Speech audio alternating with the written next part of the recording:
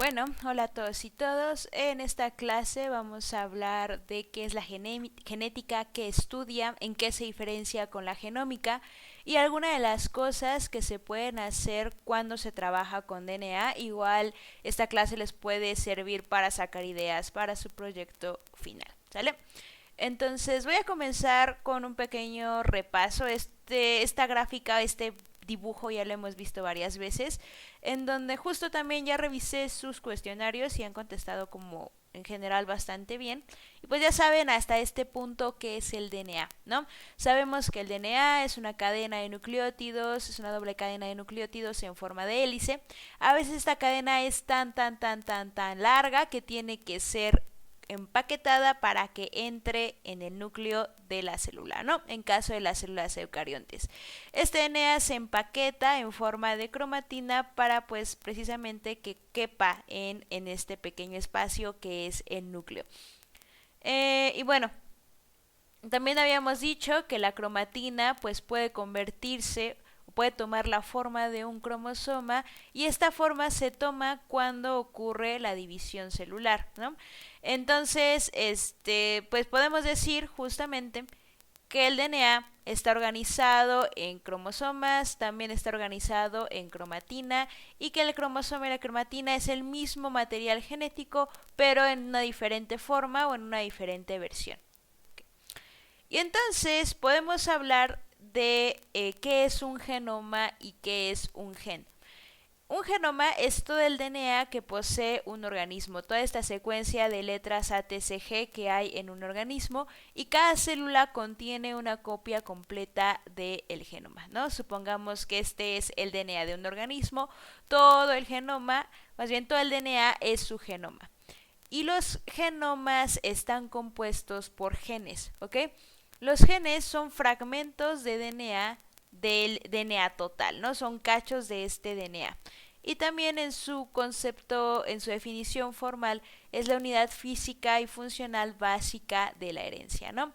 Justamente, pues este dibujito representa un genoma y un genoma está compuesto por varios genes, y si yo le hago zoom a uno de estos genes, pues voy a ver que también los genes tienen sus partes específicas, ¿no? O se dividen en partes, ya como veíamos en la clase anterior, en la clase del dogma. Un gen puede tener una región promotora, tiene la región codificante y tiene la región de alto, ¿no? Para algún proceso. Y justo ahora que menciono las regiones codificantes, es importante mencionar que no todo el genoma está compuesto de genes. Si bien el genoma tiene genes, no todo el genoma son genes. Tenemos estas regiones que no son genes, llamadas regiones intergénicas o también conocidas como regiones no codificantes. ¿Por qué? Pues porque en principio un gen codifica para una proteína, algo que es DNA y no es un gen, pues no codifica para una proteína, ¿ok? Estas regiones no codificantes no significa que no sirvan para nada, son importantes para, muchas veces para la regulación de la expresión génica, es decir, en qué momento, con expresión génica nos referimos en qué momento ese gen se activa para poder generar una proteína. Recuerden que no todo el tiempo, no todos los genes están generando proteínas al mismo tiempo, ¿ok?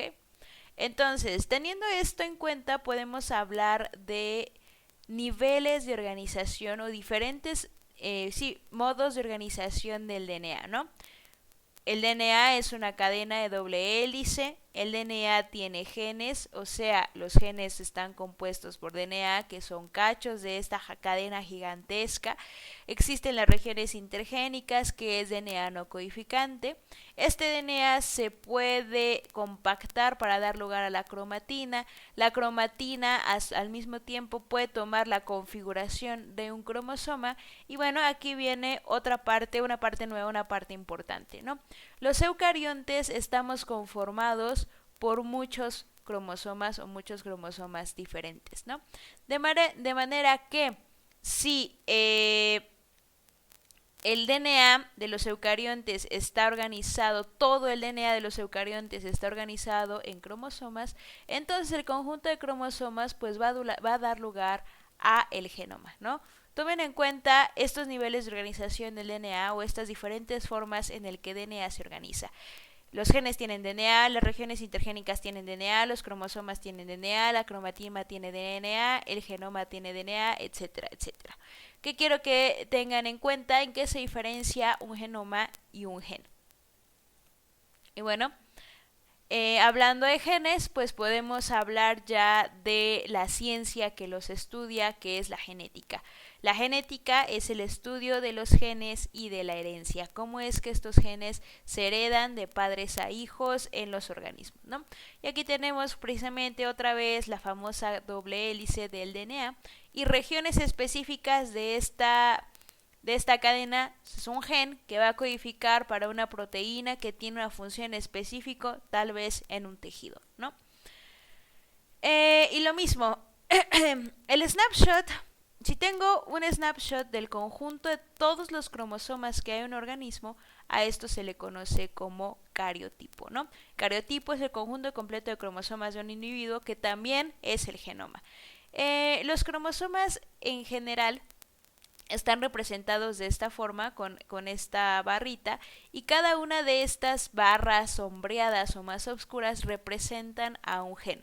Y ahora esto es importante, porque los eucariontes algunos de los eucariontes estamos conformados por pares de cromosomas. En nuestro caso tenemos 23 pares de cromosomas y uno de estos determina el sexo o es el par sexual, ¿no? Entonces, estas barritas, como les mencionaba, representan a los genes. ¿Qué quiere decir? Que tenemos un cromosoma con un gen en una posición específica de este cromosoma y el mismo cromosoma con este mismo gen en específico, ¿ok? ¿Esto por qué? Pues porque obtenemos parte de nuestro material genético de nuestro papá y la otra parte o el otro cromosoma de nuestra mamá, ¿ok? Y tenemos esos dos cromosomas tienen el mismo gen y tal vez aquí se preguntan, bueno, ¿y cómo es que ¿y cómo es que funciona, no? ¿Cómo es que si yo tengo dos genes, cómo es que pueden funcionar como al mismo tiempo? No lo sé. No sé si eso puede llegarles a pasar por la cabeza. Pero en principio es ¿no? Nosotros heredamos una parte de nuestro papá, una parte de nuestra mamá y eso nos configura como organismos. Ahora, este es el mismo gen, pero pueden ser diferentes versiones de ese gen respondiendo justo como a esa pregunta que puede surgir. Y es lo que vamos a hablar a continuación. Los genes, que son fragmentos de DNA, están en los cromosomas y entonces existen versiones o formas o alternativas de un mismo gen. Por ejemplo, tenemos el cromosoma 15 y en esta barrita se encuentra el gen OK2. Este gen OK2 codifica para una proteína llamada proteína P que determina cómo va a ser el color de los ojos de un ser humano, ¿ok? En su forma original, entre comillas, esta es la secuencia del gen, pero tiene varias alternativas. A estas alternativas se les llama alelos y estas alternativas van a codificar también para una proteína P, pero un poco distinta. ¿De acuerdo? Entonces, si esta es la secuencia original, sus alternativas pueden cambiar en una secuencia, en un nucleótido en específico. Por ejemplo, si el original tiene una guanina, el color de los ojos de ese organismo va a ser café. Si tiene una timina, va a ser verde. Si tiene una citosina, va a ser negro, en esta misma posición. ¿Ok? Significa que la proteína va a funcionar de diferente forma, pero permitiendo la supervivencia justo del organismo. Ahora, con esta información, intuitivamente entonces podemos pensar que si yo tengo esta secuencia de letras ATCG, yo tengo esta información, yo puedo determinar cómo va a ser el organismo, cómo va a ser en apariencia, cómo va a funcionar o cómo va a existir en un ambiente, ¿ok? A esta información, si yo tengo esta información genética, se llama genotipo. Esta información se llama genotipo, la información contenida en el material genético, para determinar el fenotipo, es decir, cómo es que un organismo va a lucir en función de esta información genética, ¿ok? Y vamos a quedarnos con esto y justo retomando la pregunta anterior.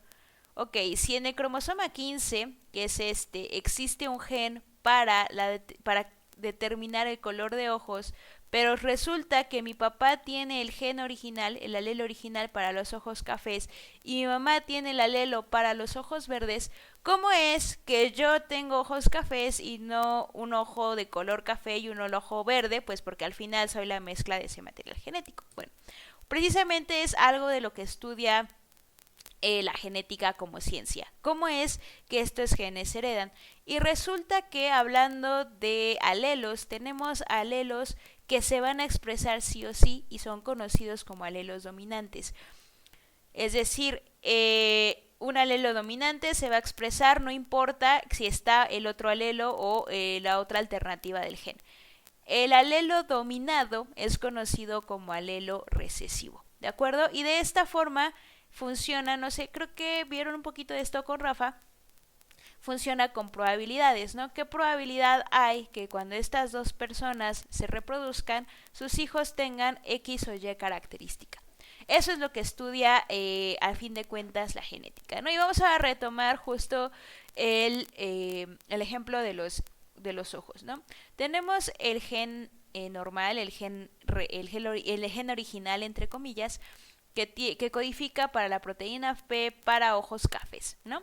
Y tenemos el gen recesivo, el alelo, que codifica para los ojos verdes. Entonces, que sea dominante significa que este gen siempre se va a expresar, no importa si está este gen domina y por tanto esta persona tiene ojos cafés, aunque sea portadora del gen para tener ojos verdes. Y resulta que la persona con la que se reproduce es igual que él. Tiene un gen para determinar ojos cafés y el otro para los ojos verdes. Este es dominante y entonces esta mujer también tiene ojos cafés. Ahora, si estas personas se reproducen, justo este es su par, ¿no? Su par cromosómico 15. Y tienen esta configuración en sus genes, en sus alelos. Si estas personas se reproducen, entonces van a pasar uno de estos a sus hijos. Es decir, se reproducen y tienen una hija, ¿no? Y esta hija hereda este cromosoma de papá y el otro cromosoma de mamá. De manera que sus genes son de este tipo. Sus genes para el color de ojos son del tipo café. Entonces, pues el organismo no tiene de otra. Sí o sí va a expresar ojos de color café, ¿no? Cuando tenemos alelos del mismo tipo, decimos que este organismo es homocigoto, ¿no? De manera formal, solo para que lo tomen en cuenta, no lo tienen que aprender ni nada. Veamos el siguiente caso. Ahora resulta que tienen este hijo, papá hereda este cromosoma y mamá hereda este cromosoma. De manera que el niño es como los papás, un heterocigoto, tiene una versión de cada una, ¿no? Entonces, pero sabemos que el gen dominante es el café y por tanto este niño tiene ojos cafés. Y lo mismo con el siguiente. Pero resulta que puede llegar la probabilidad de que papá herede este cromosoma y mamá herede también este cromosoma. Y aquí no tengo alelo dominante, sí o sí se va a expresar los ojos verdes o pues justo la proteína para ojos verdes, ¿de acuerdo? Entonces tenemos un homocigoto dominante y un homocigoto recesivo. En pocas palabras, eso es lo que hace la genética. Agarra cachos de genes, determina su secuencia y a partir de ellos dice, ok, pues este organismo puede tener este fenotipo, puede funcionar de esta forma y además se puede heredar con estas probabilidades, ¿ok? ¿Qué otra cosa sucede en la genética y que es importante? O más bien en los genes, pues las mutaciones. Las mutaciones son cambios al azar en una secuencia de nucleótidos que es heredable, ¿ok? Una mutación precisamente puede ser la deleción o la eliminación de una letra, la inserción o la adición de una letra o incluso de un codón completo, o sea, de 3 letras al mismo tiempo, quitarlas o ponerlas. Por supuesto que esto tiene consecuencias en la expresión del gen. ¿Por qué? Tenemos el gen sin mutación o el original, ¿no? El wild type. Este gen sin mutación va a codificar a una proteína en específica con una configuración química en específico y con una función en específico. Si yo meto o quito letras, esto va a cambiar. Por ejemplo, aquí se quitó una letra en vez de tener metionina, lisina, fenilalanina, se cambia el aminoácido por leucina, el otro también por alanina, y entonces cambia completamente la proteína y tal vez el organismo, la sobrevivencia de ese organismo depende de esta proteína. Tal vez no, tal vez esta proteína funcione de la misma manera que esta. Es una de las cosas que precisamente se estudia mucho en biología porque pues da lugar a la variabilidad genética, ¿no? Las inserciones funcionan igual. En este caso es un caso fatal, ¿no? Porque yo agrego un uracilo en donde no va y entonces estoy haciendo un codón que codifica para un alto y yo termino ahí la traducción, simplemente la proteína no se genera y repito, si el organismo depende de esa proteína que nunca se generó, pues el organismo se va a morir y ya está, ¿no? Y lo mismo con la lesión. Entonces las mutaciones son pues una fuente principal justo para la variabilidad en la vida, ¿no?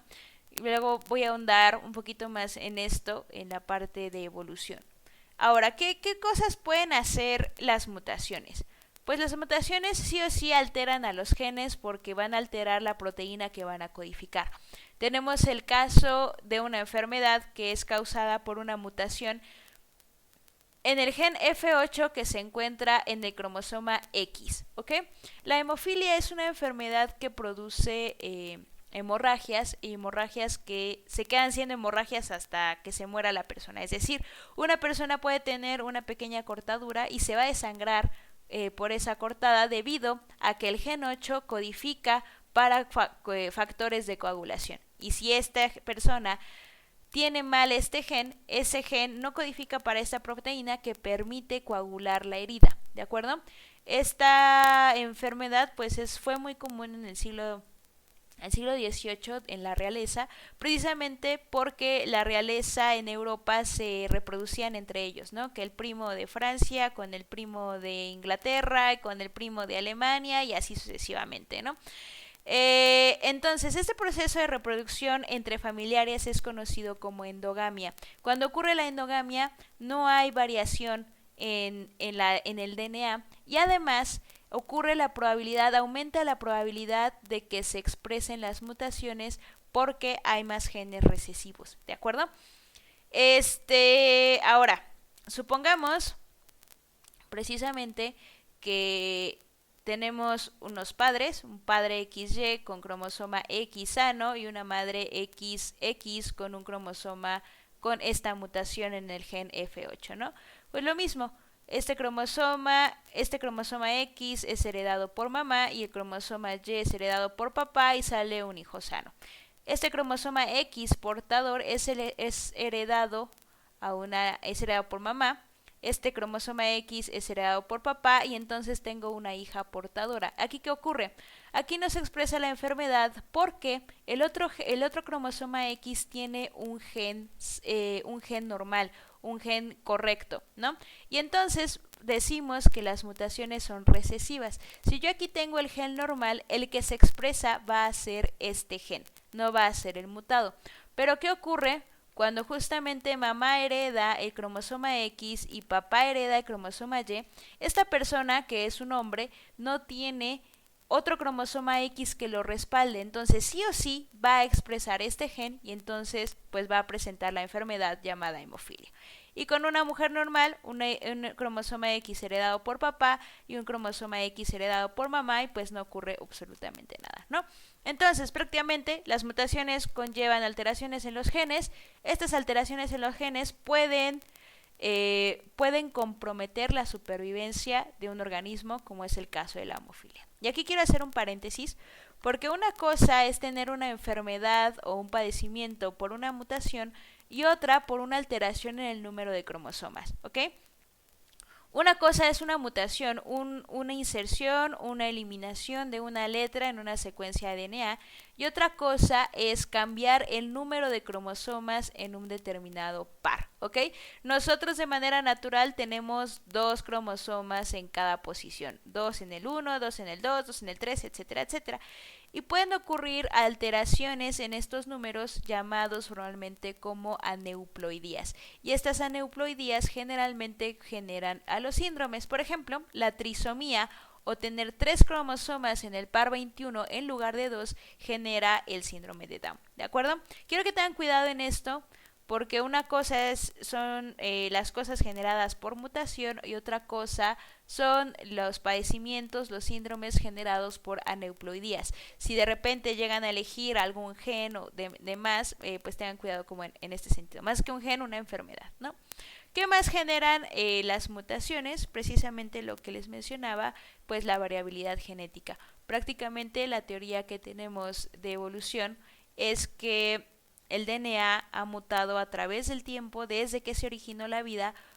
Ha habido diferentes configuraciones en su DNA que ha dado lugar a diferentes especies y ha dado lugar a la vida como la conocemos actualmente, ¿no? Y esto es a través de muchísimos años. Aún se estudia cómo es que las mutaciones sobrevivan en lugar de otras, cómo es que esas mutaciones se heredan a la siguiente generación, cómo es que de una especie surge otra especie gracias a este cambio en la genética, ¿no? Y pues aquí como ejemplos sencillos, justamente la genética pues determina el diferente pelaje en los labradores, determina la diferente forma y colores de las semillas y como les menciono determina la vida o la diversidad tal y como la conocemos actualmente, ¿no? Tal vez justo en la parte de evolución ahonde un poquito más en este tema. Y bueno, un otro ejemplo de variaciones que se han dado en estos años, que es muy bueno, pues es el coronavirus. Pues es muy bueno porque nos genera un trauma, ¿no? Justamente el coronavirus tiene la famosa proteína Spike, que es la responsable de que una persona se contagie, ¿no? Y lo bonito del COVID es que justamente sabemos que existe la variable alfa, la delta, la omicron y la que ustedes quieran, es porque han surgido variaciones en su DNA para dar lugar a diferentes configuraciones de esta misma proteína para mejorar el contagio, ¿no? En el caso del COVID, para que el organismo pueda reproducirse mejor, para que pase las barreras inmunológicas que tiene el cuerpo, etcétera, etcétera, ¿no? Justamente el coronavirus es un buen ejemplo de cómo es que las mutaciones dan lugar a variabilidad y esa variabilidad puede permitir que el organismo sobreviva mejor en un ambiente, ¿de acuerdo? Y bueno, tomando en cuenta esto, la genética estudia los genes y cómo se van a heredar, o sea, estudia cachos específicos del DNA y cómo esos cachos en específico que codifican para X o Y proteína se heredan a la descendencia de un organismo. ¿Qué estudia la genómica? ¿O en qué se diferencia? Que la genómica estudia todo el DNA de un organismo, todo el conjunto de genes de un organismo, todo el conjunto de genes que hay en los cromosomas de un organismo, todo de todo. Y a partir de ese todo puede determinar entonces cómo es un organismo en su todo, no solamente en una parte de su información genética, ¿de acuerdo? Y bueno, justamente para que se les grabe, el genoma es todo el material genético que hay en el organismo y pues la genómica va a estudiar todo ese DNA, ¿ok? Pues aquí tenemos justamente una cadena de DNA que está representando un genoma y solo para comentarles que los genomas se miden en pares de bases, es decir, en número de letras, ¿no? Si yo les digo, no, este genoma tiene 10 pares de bases, quiere decir que tiene 10 letras, 10 ATCG, ¿no? En un orden determinado. Entonces justo tenemos pares de bases, si son 1000 pares de bases tenemos una kilobase y son 1.000.000 tenemos una megabase, ¿ok? Y bueno, justo, si entendimos la parte de cómo es que el DNA se puede organizar en diferentes formas, pues vamos a entender muy bien cómo es el genoma de algunos de estos organismos. En las células eucariontes, como he mencionado, el genoma se organiza en cromosomas y en cromatina, o sea, en cromatina que puede transformarse en cromosoma y ya está. En células eucariontes tenemos un genoma, el genoma del individuo tal cual o del organismo tal cual en el núcleo, está en el DNA en el núcleo. Y aquí tenemos un pequeño detalle, la mitocondria, que es un organelo que funciona o su función principal es la generación de energía, tiene su propio genoma. ¿Por qué? Porque evolutivamente la mitocondria hace muchos años era un organismo aparte. esta célula era un organismo aparte, esto era una célula, un organismo aparte, y ocurrió un proceso en donde se combinaron, ¿ok? De manera que permitió su supervivencia y ahora lo conocemos como una célula. Esto es conocido como la teoría endosimbiótica, igual lo trataré de tocarlo en la parte de evolución para que quede un poquillo más claro. Lo mismo, en las plantas, pues el genoma del organismo se encuentra en el núcleo, ¿ok? Pero estas plantas también tienen mitocondria, que son su genoma, y tienen cloroplastos que tienen su propio genoma, ¿no? Y el cloroplasto tuvo un proceso similar al de la mitocondria para llegar a ser un organelo con su propio genoma. Ahora, el tamaño del genoma de los eucariontes, por ejemplo, en algunos hongos es de 8 megabases, en nosotros, en los humanos, es de 3.5 gigabases aproximadamente, ¿no? Esta es la organización del genoma en los eucariontes. La organización del genoma en los procariontes. Bueno, para empezar es mucho más pequeñito, va de 0.5 y la más grande, así exagerado, es de 13 megabytes. El genoma está organizado en un solo cromosoma que tiene una forma circular, uno solo nada más. Aquí recuerden que nosotros tenemos 23 cromosomas y esos cromosomas tienen su DNA, tienen sus genes, etcétera, y todo esto es el genoma. Aquí solamente hay un cromosoma. Y además de los cromosomas tenemos paquetitos de DNA extracromosómico, o sea, fuera del cromosoma, llamado plásmido.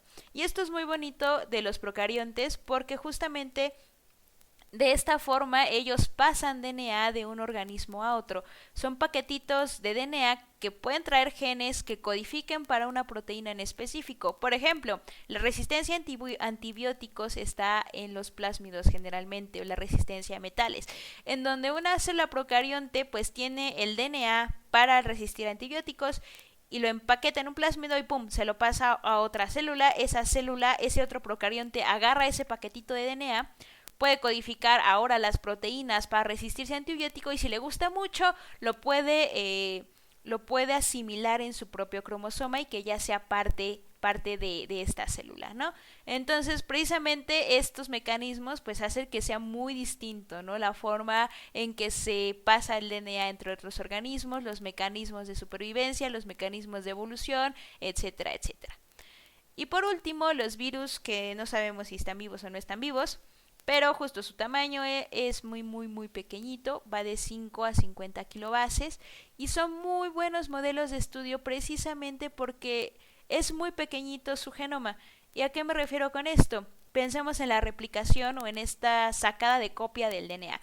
Si yo tengo un libro de 100 hojas y un libro de 500, ¿cuál se va a tardar menos en fotocopiar? Pues el de 100 hojas. Pues aquí ocurre lo mismo.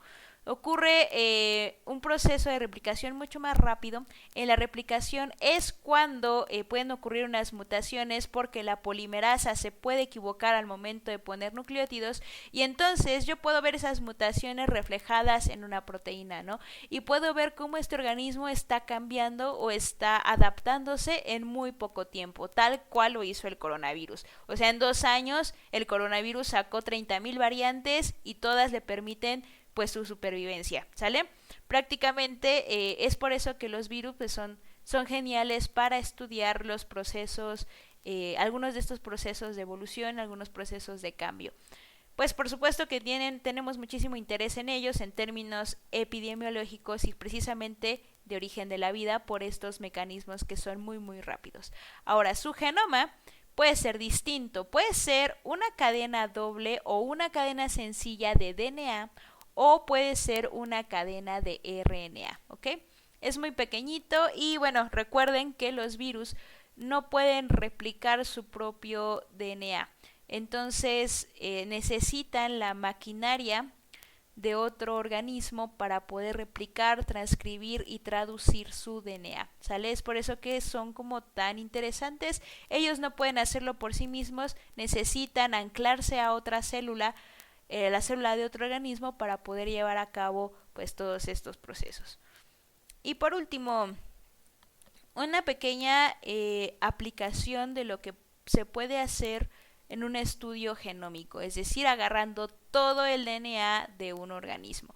Recuerden que todo el DNA se encuentra en una célula, ¿ok? Una célula tiene todo el DNA que determina cómo es un organismo, cómo sobrevive, etcétera, etcétera. Y justo de eso va este artículo que fue el primero o uno de los primeros artículos publicados en 2010 en donde se agarra DNA genómico y se describe cómo es que eran los antiguos humanos de una región en específico de Groenlandia, ¿no? Entonces, si lo quieren buscar, pues este es el artículo original, es un Nature y ya es gratis actualmente, ¿no? Precisamente estos investigadores encontraron congelado unos trozos de cabello en Groenlandia y pues hicieron la datación de esta muestra y resulta que es de un alguien de hace 4000 años, ¿no? Más o menos. Entonces, pues ellos se preguntan cómo es, justamente, cómo es que eran los antiguos habitantes de esta zona y cómo eran y por qué, ¿no? Porque estaban ahí. Bueno, eso ya es como otra pregunta, pero puede medio ayudar. Prácticamente lo que hicieron es agarrar esta muestra, secuenciarla y determinar el número, más bien determinar la secuencia de letras A, T, C, G, determinar esa string gigantesca de ese individuo. Y con esta string gigantesca dijeron, ok, pues tenemos una región de DNA que determina que este organismo era calvo, ¿no? O presentaba alopecia. Tenemos otro fragmento de DNA que determina que era de piel morena. Y tenemos otro fragmento de DNA que determina que era de ojos cafés, ¿no? Y entonces, a partir precisamente del conjunto de genes, del estudio del conjunto de genes, o sea, el genoma de un organismo, es como que se puede determinar el fenotipo y decir cómo es que lucía, cómo es que sobrevivía, etcétera, etcétera, ¿no? Esto igual puede ser una idea para su proyecto semestral. Pueden utilizar como este tipo de herramientas o este tipo de ideas. Igual, por ejemplo, en su práctica de dogma central yo les dejé ciertas proteínas en específico que pertenecen a organismos que les gustan, ¿no? De acuerdo a la encuesta que les hice al inicio del semestre. Un caballo, que un cactus, que no sé qué, ¿no? Pueden agarrar una proteína de ese organismo que les gusta y decir, ok, yo quiero saber cómo es que esta proteína es diferente entre otros organismos, ¿no? Y tal vez determinar la filogenia de este gen que codifica para una proteína en específico. O yo quiero determinar, no sé, cómo es que ha cambiado a lo largo del tiempo, o no sé, ¿no? Puede ser como una idea para su proyecto final. Y justo, en esta clase concluimos que la genética estudia los genes. La genética se hubiera enfocado en estudiar, por ejemplo, que el organismo tiene ojos cafés y ya está. Y la genómica puede agarrar el conjunto total de genes y reconstruir por completo casi a un organismo y decirnos cómo era, cómo vivió, cómo sobrevivió, cómo funcionaba, etcétera. ¿Sale? Esto sería todo por la clase de hoy. Recuerden que si tienen dudas, preguntas, traumas, me pueden escribir a Telegram, por correo, como gusten. Y pues háganme saber si prefieren una clase asíncronas que síncronas. Ya me escriben por personal o en el grupo, como quieran. Y nada más que si es asíncrona, a veces sí me tarda un poquito en grabar la clase y demás, porque es todo un rollo. Y pues listo. Nos vemos en la siguiente clase.